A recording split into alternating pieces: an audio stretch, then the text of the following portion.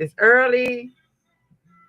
Oh, we had a beautiful day yesterday. It was nice, even though we still had snow, and all the um, cold, but it wasn't extremely cold. We have the remnant of that snowstorm that we had, but it's getting better. So it's the season. It's the season to be jolly. Just I told my daughter yesterday, this is the season to be jolly. Okay, if you don't have nothing else to blame it on the season. Be joyful. Okay, you done got through this. Her job stresses her out. When you're in sales, it's stressful. But you've been doing this for 10 years. Be joyful because you know what? You have came a long way, and technology have brought y'all a long way. It ain't as hard as it was when you first started. Now they got all this new technology that can help you. Be happy for that. You know, uh, always stand tall. Always keep your head up. Always look for a better day. Now I want to talk about my girl, Fani. Gotta love her. That's me in your face. Okay, I know what you're doing, and we're gonna share a little bit. That's gonna be the talking points. Oh, we got a lot of talking points going on today, but she had to go in front of these doggone elected officials, and she had to, set them straight, set the record straight. It's so amazing how these people get up there and accuse people of being doing something wrong when they doing something wrong every day of their life. But see, it's just their turn. All of them doing something wrong. I mean, really, uh, politics corrupts 98% of the people. And 98% of the people that become politicians are already corrupt. Oh, but it's just a show. It's just a show. That's all.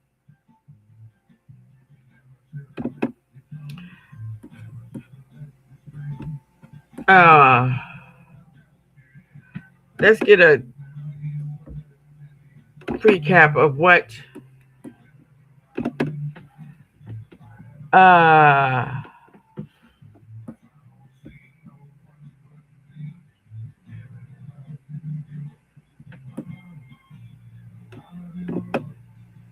okay. Um let's see what's going on here. Now, with that being said, that was a party celebrating Black History Month, and I was so excited to get the invitation. And leaders from all across the country literally came to not the White House, because I never went to the White House on that trip, and I think I was there like 24 hours. It was at the Vice President's house, but not actually at her house. It was in a tent on the lawn. Quite frankly, while we were there, I never got a chance even to meet the vice president, which was disappointing. I thought, you have all these people from all over the country there. You would like kind of do an assembly line and sign and, everybody take a picture. But that did not even occur. She did come on the stage at one point with her Secret Service all around her. I don't know what was going on, but Secret Service was all around her. But it was still a very valuable trip because I got to meet leaders from all over the country that were trying to service their communities. And so I was honored that I was thought to be a leader worthy of having an invitation to that event. Thank you. And there was also a question about whether Judge Wade had met with somebody from the January 6th committee and things of that nature. But let me ask you this, whether that took place or not, and there's a question about that, but whether that took place or not, would that have any relevance to the co-conspirators in this case who are going around from different states making that stuff about the 2020 election and actually trying to do things that they were trying to do in this case?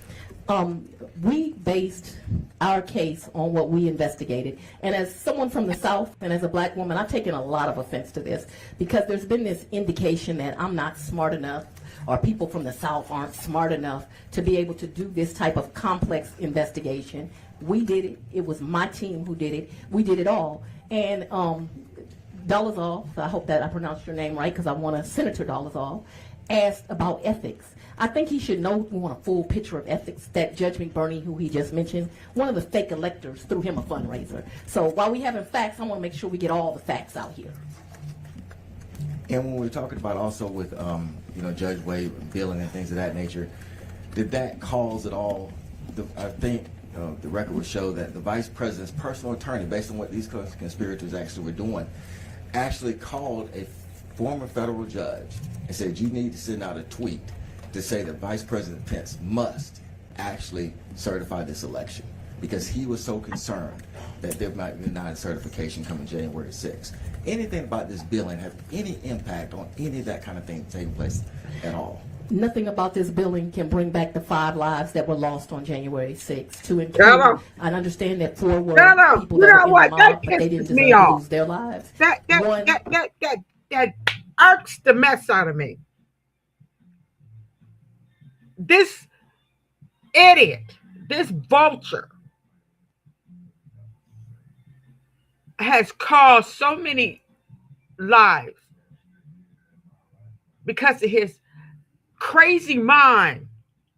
They literally are electing demented, crazy people because their racist blinds them and makes them dumb and blind and muted because they scared to say what they so scared to say what they want to say because their family members and their righteous community will outcast them. Okay, they want everybody to be stupid as them.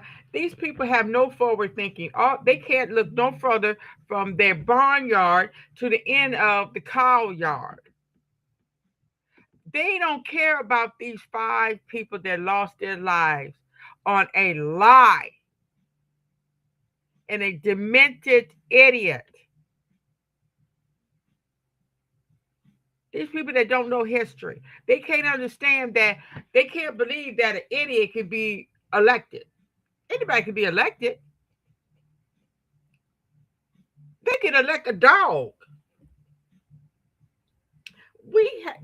They even had kings 7 years old over there in England somewhere. But anybody could be a leader.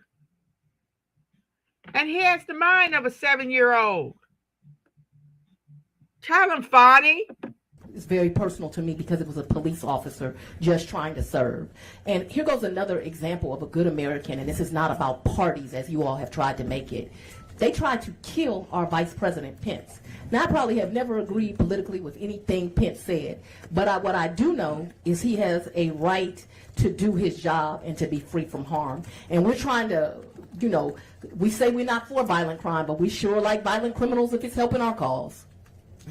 And we also talked about, what is it called, critical measures? Mentions, critical mentions. So even discussing that, what critical mentions actually have anything to do with the fact that just yesterday, as a matter of fact, 2 former co-conspirators, because the case has been dismissed, I think Mr. Roman and Mr. Cheeseborough, just yesterday in Wisconsin, was held to answer charges, 40 charges, for actually creating a factor-lecker program that was similar to what was prosecuted right here in Georgia. That they're going to be felony charges facing those, and there were 2 conspirators in this particular case that had the same kind of scheme. Anything about his billing or anything about critical mentions have anything to do with the fact that 2 persons that were indicted in your case, right now, just yesterday, a judge in Wisconsin said, you're going to face charges, 11 charges, based on similar scheme that took place in Georgia. No, and it should be noted that Roman was indicted in 3 separate states and that many of the co-defendants were indicted in separate states because, and let's be clear so the record is clear, in my indictment in Arizona, they indicted John Eastman, Gina Ellis, Ruben Giuliani, Mark Meadows, and Mike Roman. Mike Roman was represented by Merchant, who came here and testified. In Wisconsin, they also indicted Cheeseborough and Roman. And so, we could go on about in the federal case had only one defendant, Donald Trump, but he was also indicted in my case. So these defendants committed crimes in our state and other states. And there's all this talk about political enemies. Not one of these defendants do I consider to be my political enemy. I'm sorry that they think of me as an enemy. I guess they don't know that their job is to serve me, to work for me, to make life better for me and my family. But they are not my political enemy, and I actually pray for them because I see issues. And also within Wisconsin, the quote-unquote fake electors there actually got sued. And the discovery in that case was over 577 pages. Now, you didn't get to the discovery process in your particular case, but I'm just curious because we were talking about Mr. Scandalakis and how deep he got into your case. How voluminous was your case at the time it stopped? Huge. Much of this room, it could fill up. If not all of this one. It was huge. It was lots of witnesses that had to do. A lot of work was put into this because I always want to make sure that I am a fair DA. And that's why you see a grand jury recommending 39 people based on their conduct being indicted and me cutting it down to 19 because I'm only going to put forth those with the worst evidence who did the worst things. But I'm also a fighter for victims, and I was fighting for the victims in this case.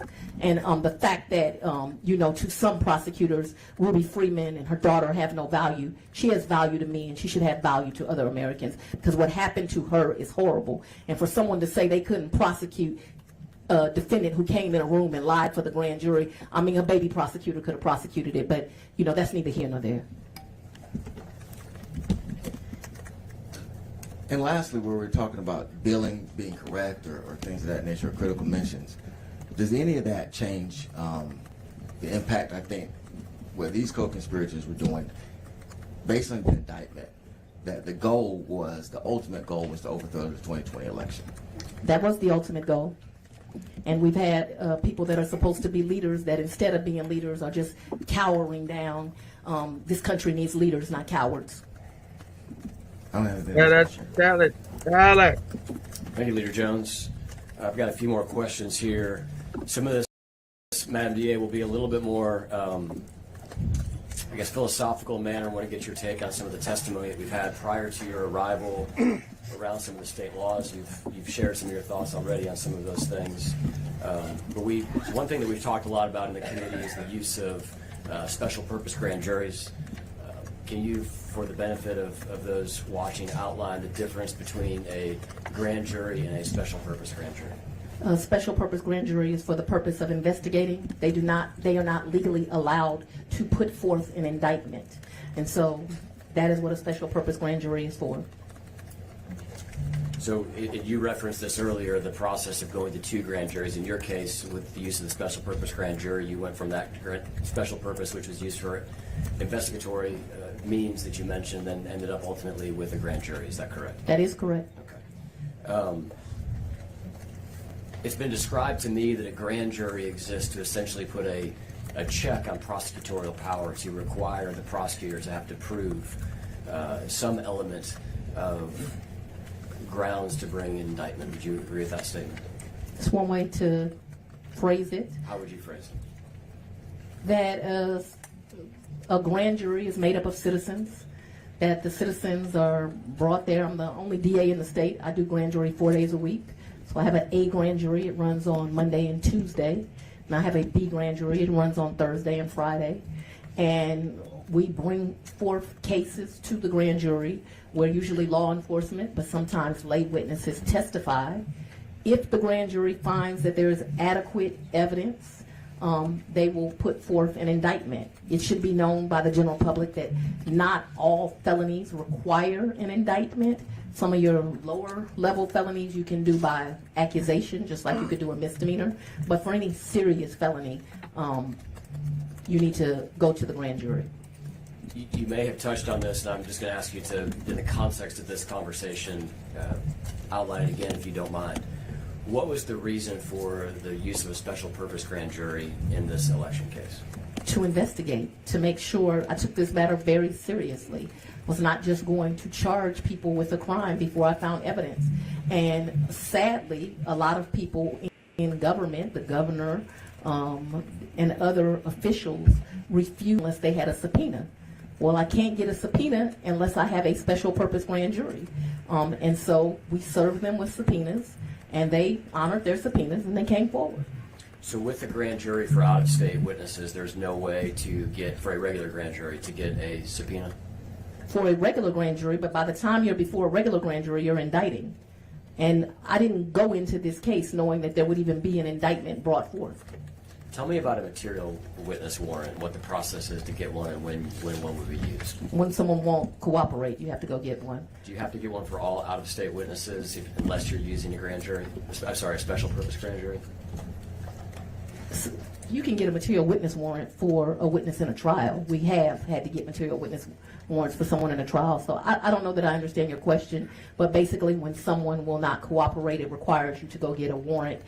Typically you have to send someone to that state. They have to testify as to why this person is material. Then the judge there makes a determination, yes, they are material. They sign the warrant, they come down. That's very brief, but that gives you kind of the gist of what a material witness warrant has been used. I've used them many times in my career.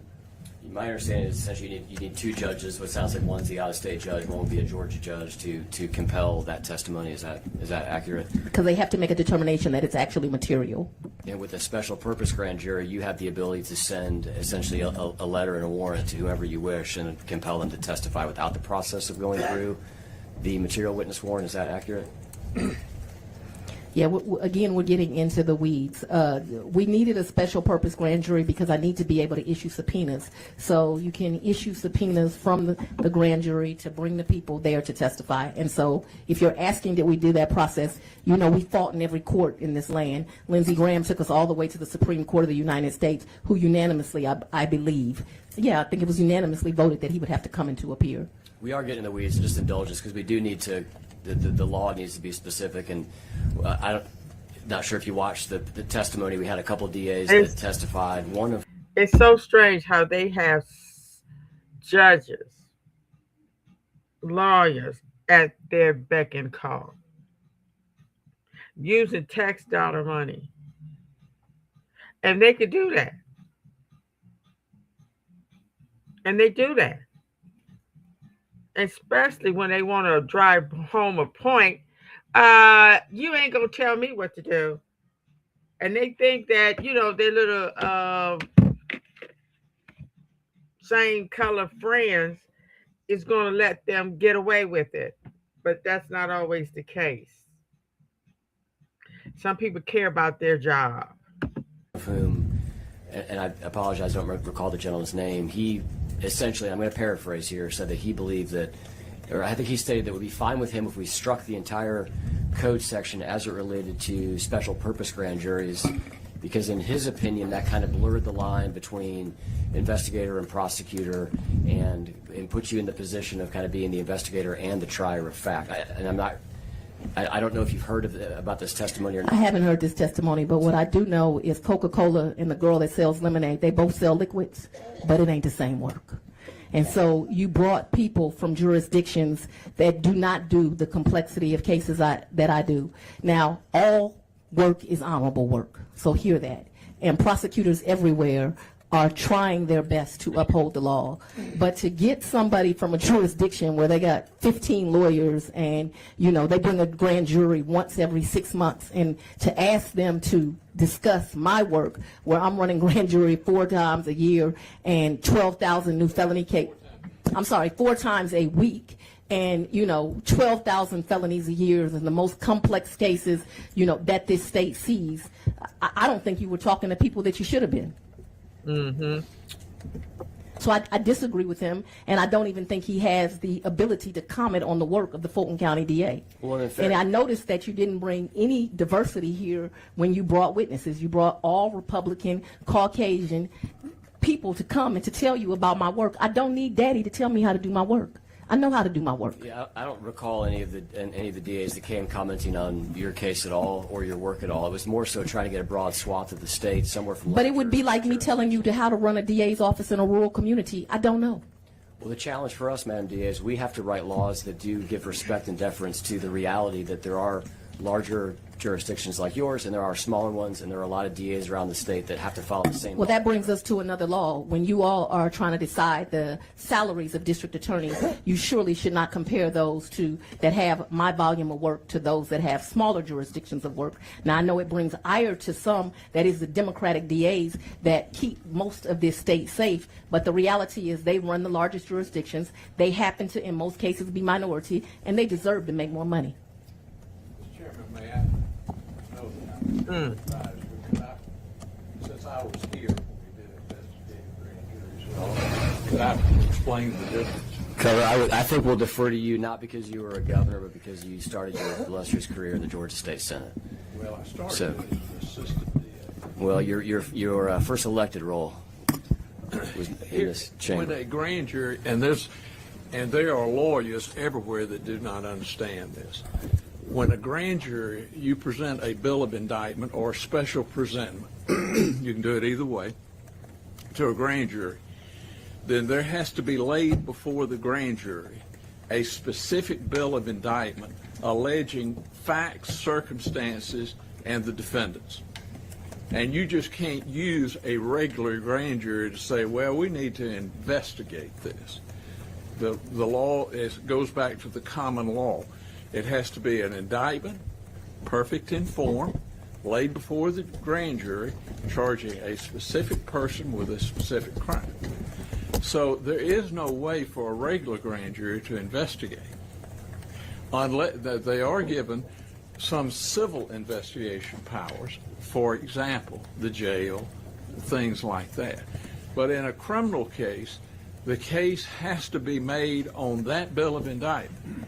So, in a investigative grand jury, and they're rarely used, but investigative grand jury says something went wrong here, and I don't know exactly who should be indicted, and I don't know exactly what they should be indicted for, but it deserves investigation. And where a grand jury may be drawn and is set in statute, an investigative grand jury requires the additional step, so that it won't be misused, that the additional step that, in fact, it must be approved by not only the district attorney, but the chief judge. Not that I'm trying to instruct you on the law, but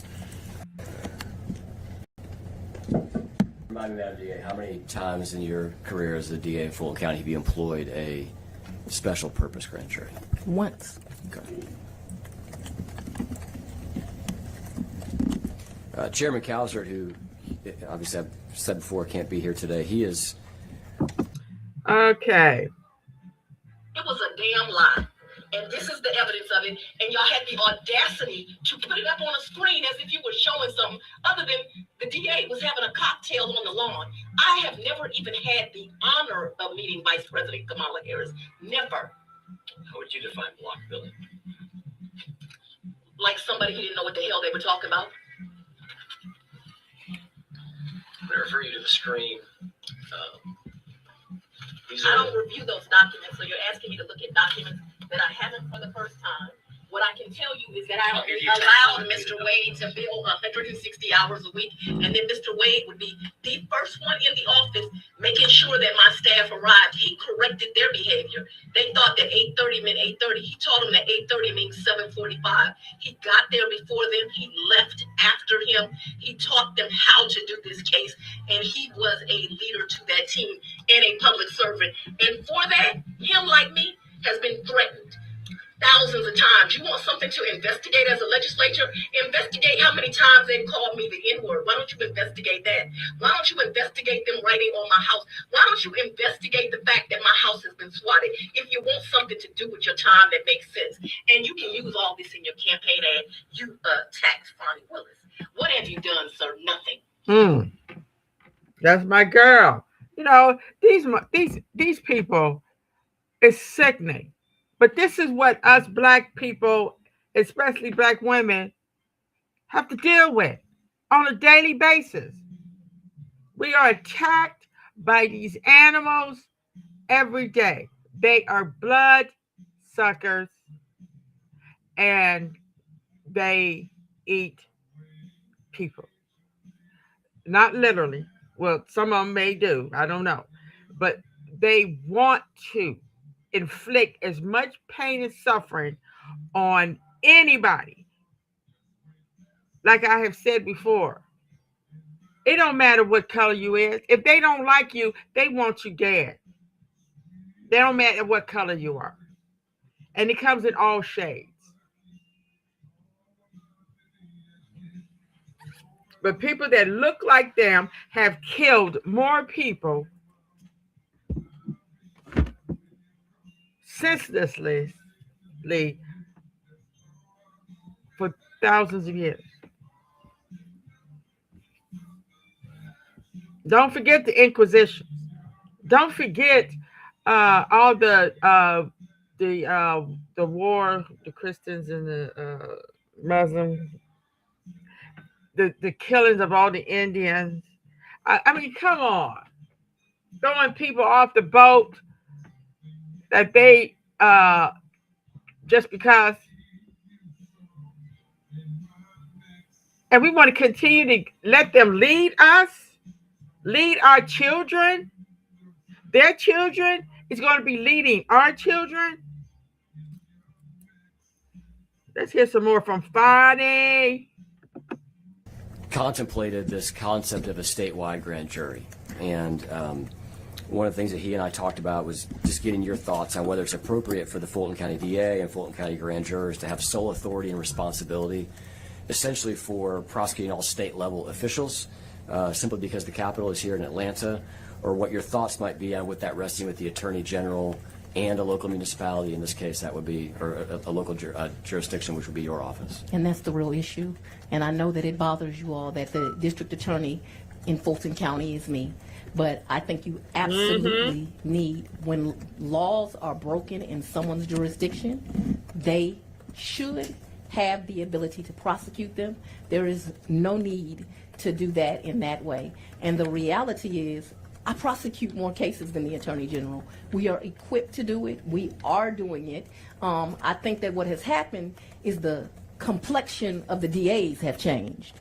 And so now there's all this concern. Now we need a QAnon committee, the oversight committee y'all have come up with. Now we need a statewide grand jury and we need to take rights away. No, it's just fine how it's always been. I think what he's contemplating, at least as he kind of jotted some thoughts out to me, would be concurrent jurisdiction, where you would still have autonomy, but the Attorney General would also have the ability to prosecute cases. You would be opposed to. They already have that ability. Okay. They have that ability. So then they have the ability. That may be the distinction that he was getting to. I just want to get on the record because he couldn't be here today, and that is something that he asked about.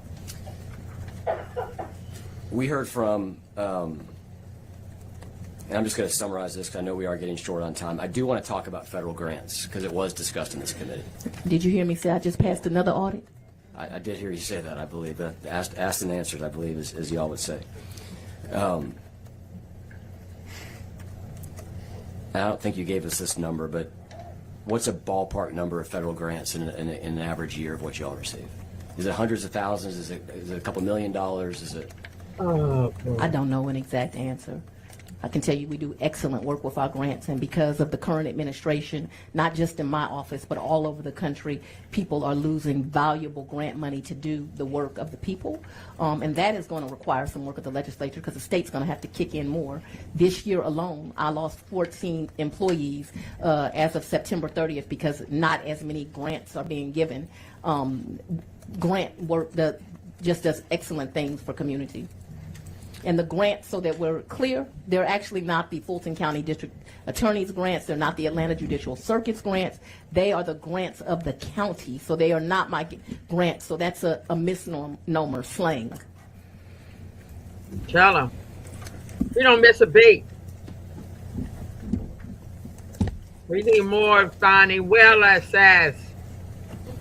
Okay? 13, where they talk- Parents out here with Hopefully these they kids. Combination of everything. Some lawyers, some investigators, some staff. did. Okay. I want to And those weren't all federal grants. I want to move quickly through, and I don't want to belabor this, but there was a letter that I want to ask you about that came from Senator Grassley relative to grants, and then we heard testimony from someone who I believe used to work in your office, is no longer employed, named Amanda Timpson. Yeah, all of her, about 5 of her cases have been dismissed now. So I think that you should know that on summary judgment, because she gave this committee information that was incorrect, and her cases have been dismissed. You're not soothsayers. You wouldn't know that as you went into the future, but facts were provided to you that were inaccurate, not true, and those cases were dismissed. And it's about 5 cases. Some dismissed by her counsel. One was just dismissed on summary judgment. I've not misused grant funds. You were given false information. Let's That's not the only witness that gave you false information, but that one certainly did. Okay. And I'm going to kind of cross-reference a couple of things that was the testimony from Ms. Timpson. I also reference a couple of things in the letter.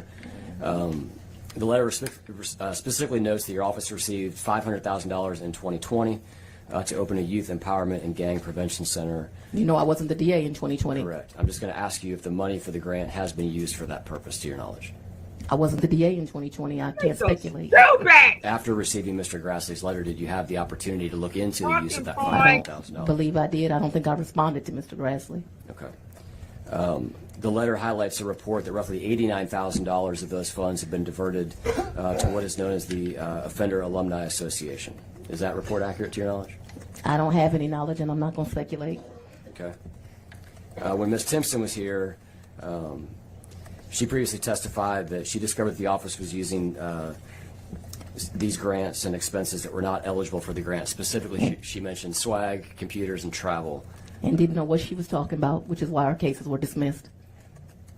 So is it your testimony that the funds were not used for swag, travel, or computers? Let me speak specifically to the one that I know about. Okay.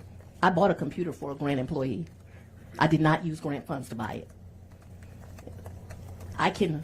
Which I do with all my grants. It's never enough. So you always do things to support the people working on the grants. But what I can tell you is her cases were dismissed because they had no merit. One was just dismissed on summary judgment. She testified that she had brought this to your attention in late 2021. Do you recall that conversation?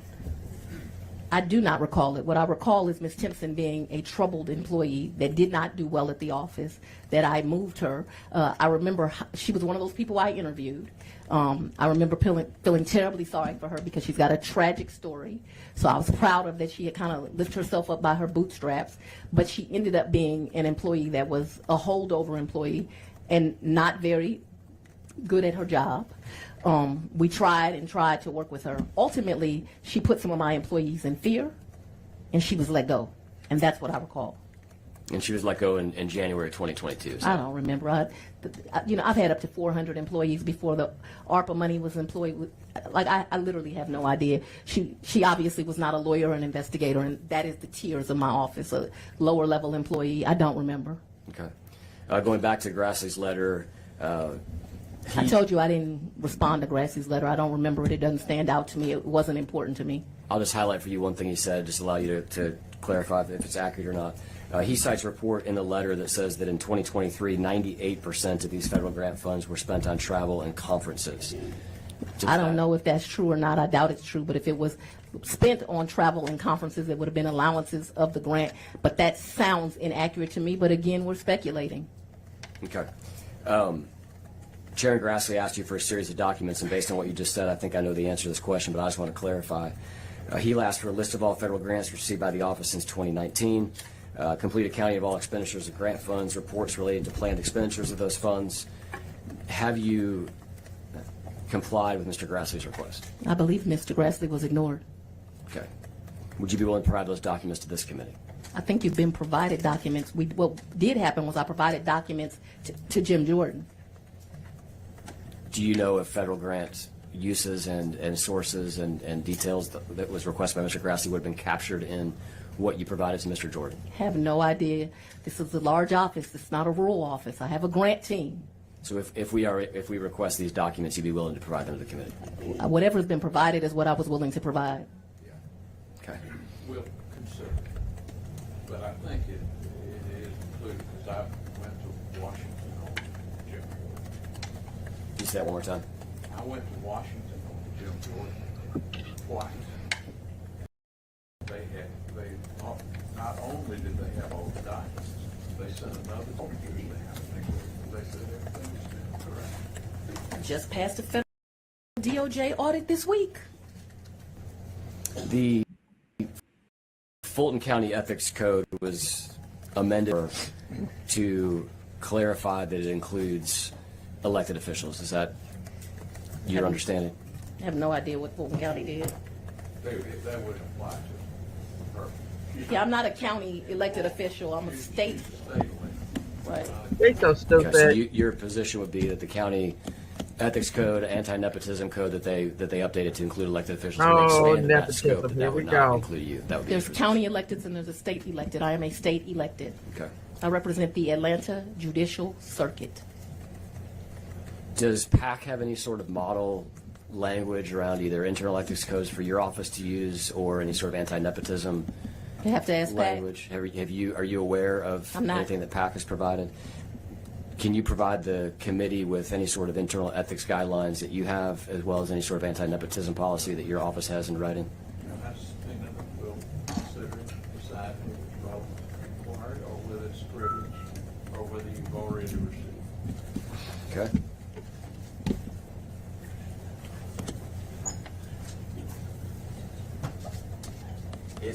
Does an internal ethics policy exist in writing?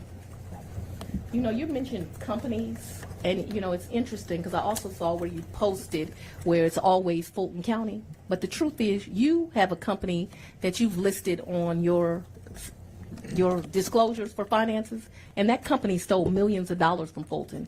If you want to look at ethics, you might want to look at that. Does your Stop office have that. any The sort of company's name is internal Teletrack, in case ethics? anyone thinks I'm making this up. And people died because that company did not provide the services that they purported to provide. Does your office have an internal ethics policy that's in writing? Not that I can recall. Okay. I want to lastly just ask a couple of questions about. Ain't that a shame? She just brought up and he did not blink an eye. Because he don't care. The company listed on his company website stole millions from Fulton County and caused deaths. But they ain't investigating that. They want to investigate the black woman that took on this orange clown. The Open Records Act. Let me tell you something. I have a 92% conviction rate and a 92% clearance rate with open records. From January of 24 till November 30th of 2025, I've gotten over 1,600 open records requests. This ain't a rural town. Say that number again. I'm sorry. Over 1,600. And we have cleared 92%. Now, it should be noted that in 24, people were abusing the open records thing. Ms. Merchant, as you mentioned, over 30 requests for open records. Lots of people were abusing it. And it troubles me that in 25, I have to now start charging people for open records because I realize people will abuse it. But 92% of the open records requested, we have cleared. Can you define cleared? What do you mean when we say cleared? They've asked for documents and we've given them to them. Okay. And you mentioned you're now having to charge an hourly rate. You were not. There were no hourly rates. Not from January 1st of 2021. That was a novel idea a young, naive, new district attorney did. I thought that I could provide documents, or I wanted to have transparency. I wanted to be able to communicate with the public, and I wanted indigent people as well as rich people to be able, if they had something, to give it to them. What I didn't know is that there were a lot of evil people that would abuse that to make up lies. Can you clarify for me? You said you started charging just earlier this year. January of 2025. Okay. But I don't take in those funds. I have Ms. Whitmore do that. Prior to your getting sworn in, did your office charge for open records requests? I believe the prior DA did charge for open records, but when you become the new DA, you have new ideas. One of my new ideas was I wanted to offer this level of transparency to my constituents. It was abused by people all over the country. You referenced certain individuals abusing the process. Absolutely. When you said 30, just to take the example of Ms. Merchant, just since she has been before the committee, you said she filed 30 open records requests? In what More period? than 30. It was 30 it was a little bit in excess of 30. Yes, I did say that. Over what period of time? I don't remember. Generally speaking, in kind of the scope of the I don't remember, so case I'm of not the going to election. speculate. Okay. What are these questions What, for?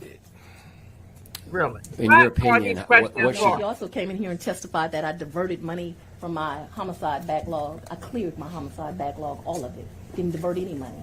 People came in here and lied to you. You should be upset about that. as you think through the law, the open records law currently is unlimited, right? Somebody can. I think if you want a new open records law, you should make the legislature have to answer open records. That would be my recommendation for a new law.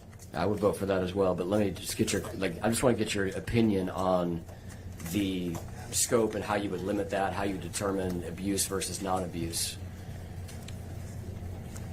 How I would limit open records?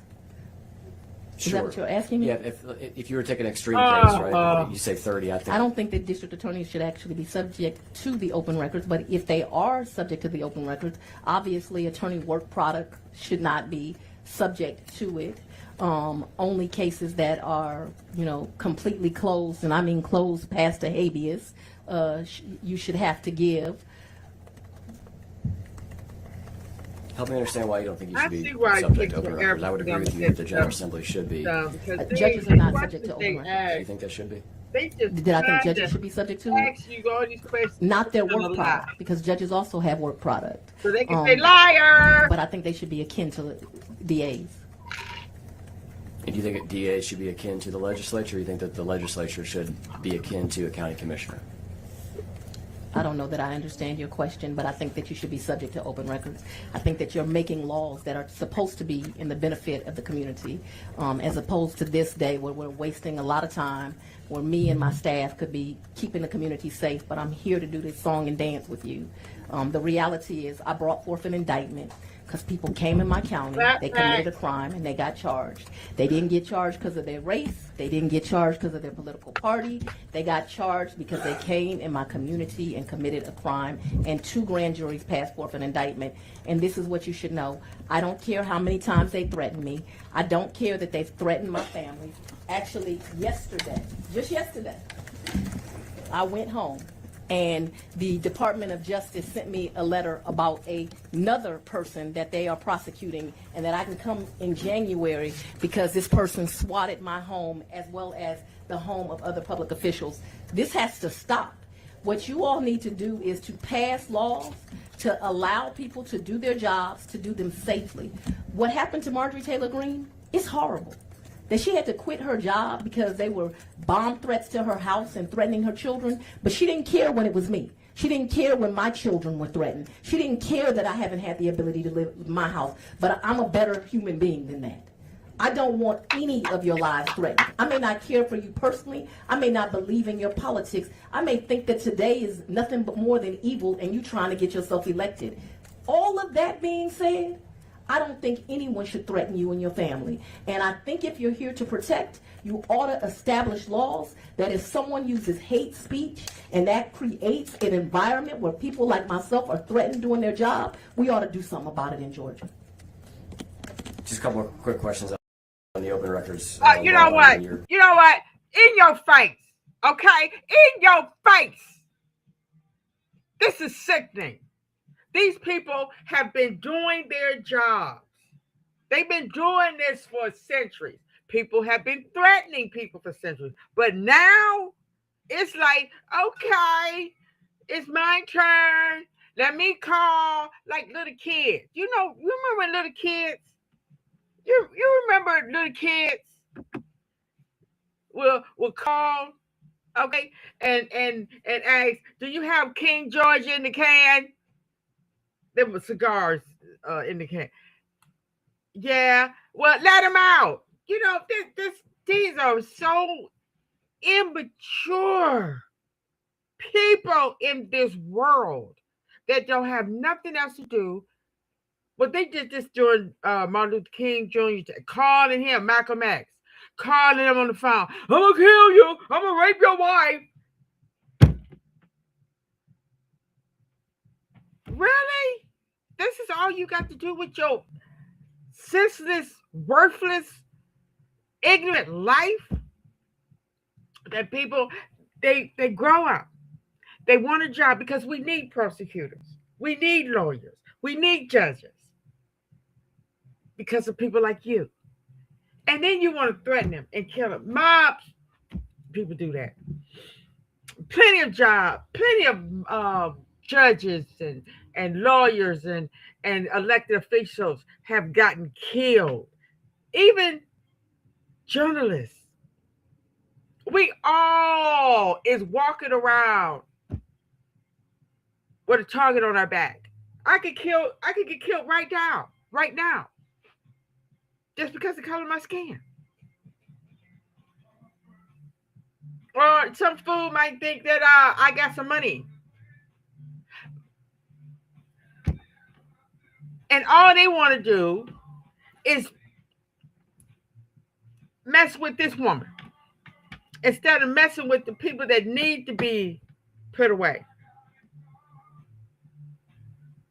And she said it right when she said that about I can't stand the woman, that MJ. When she said that about Kwanzaa, even though I don't celebrate Kwanzaa, that ain't for you to tell us what we should be celebrating. You've been celebrating lies, criminals, all your life. Now I'm gonna tell you, and I'm gonna end with this. We need more Fani Willises. As I always say, they are going to burn it down, and the originals and the immigrants are going to have to build it back better. Because you see how we think. We think with logic, we think with fairness. We see people as they are.